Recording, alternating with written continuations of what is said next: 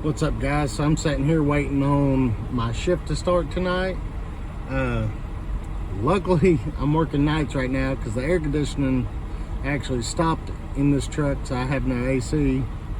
And this whole week is supposed to be in the 90s, and next week up in the 95, 96 range. So luckily I'm doing most of my work at night right now, but I want to make a quick video talking about some of the pros and cons of switching over to dump trucks versus over the road. First and foremost, you're home a lot more in a dump truck, obviously. However, when I first started, I wasn't getting a lot of hours close to home, so I ended up driving down to South Carolina. Come on a little bit more. And let me turn that down. Yeah, drove down to South Carolina, and I'd leave my truck in storage down there, and I'd just drive my personal vehicle back and forth each day. It was about an hour and a half drive each way, so that was taking up a lot of time. I didn't have much home time then, but I was getting hours down there. A con would be weather. Dump trucking's weather related. If it's pouring rain or if it's cold outside, we can't do asphalt, and there's not a lot of hauling jobs around here to do. So if it's inclement weather, we're sitting at the house. Before I got my dump truck, I was talking to some people I knew that actually owned dump trucks and was seeing what they thought about it, and they kept telling me, like, hey, we're getting 50 hours a week every week. And doing my math off that, based off the hourly pay, I was like, hey, that's pretty good money. Which, don't get me wrong, you make decent money when you work dump trucking. The fact is, like, some weeks you can get 20 hours and some weeks you can get 50. So it's hard to plan. And then from where I'm at, up toward the foothills of or the foothills up toward the mountains of North Carolina, you don't really pave in the winter, so you're down for like 2-3 months during the winter time just sitting around. So you got to calculate that in. You got to make sure you have enough money set aside to do that. Another con is, even though you don't put a lot of miles on your truck, you're constantly breaking these things. Like, I thought it was going to be easier on them than over the road trucks, because I was going to Seattle and back 6,000, 6,500 miles a trip on my big rig. Well, here I'm not doing near as many miles, but you're off-road all the time, like driving through the quarries or doing this relief work where they're dropping boulders on you. Like, it puts a lot of strain on your trucks. I've broke things I never would have imagined you could break, like on my last Peterbilt. It was air ride, but I had that leaf spring that left the airbag that went up to the axle. I snapped that in half, and it was like 1.5 inches, 2 inches thick.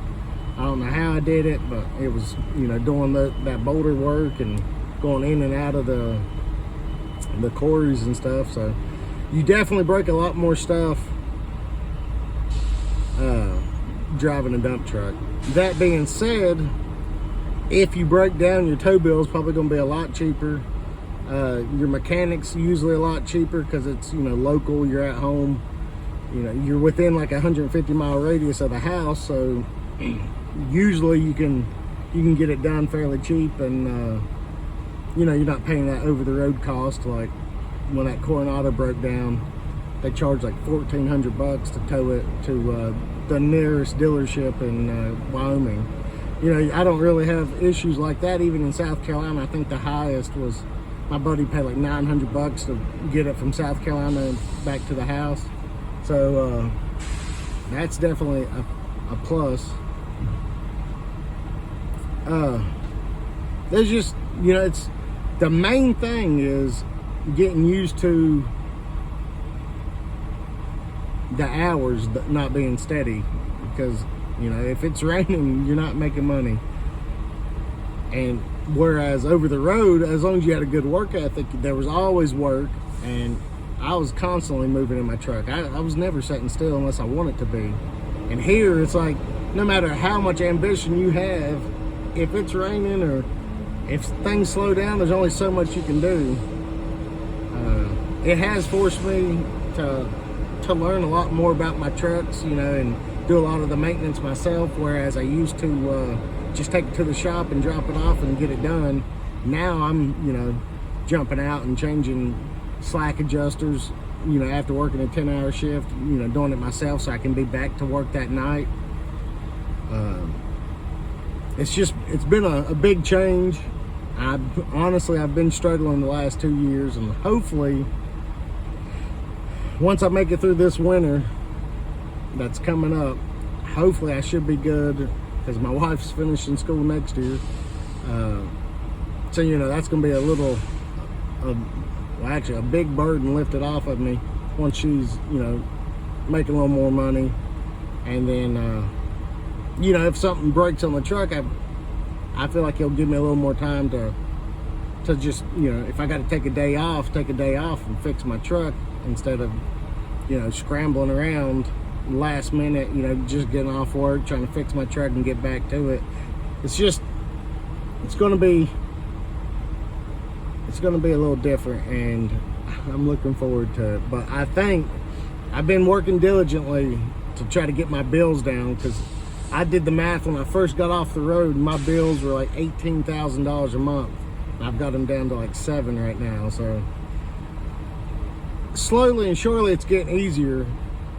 But it was just from going over the road to local like that, I took a big hit. The truck didn't sell right away. It was in limbo for like 2 months. So during that time, I wasn't making any money. And I was just trying to get everything set up. So that took all my savings away right at the beginning. And then, I've been working to recover ever since.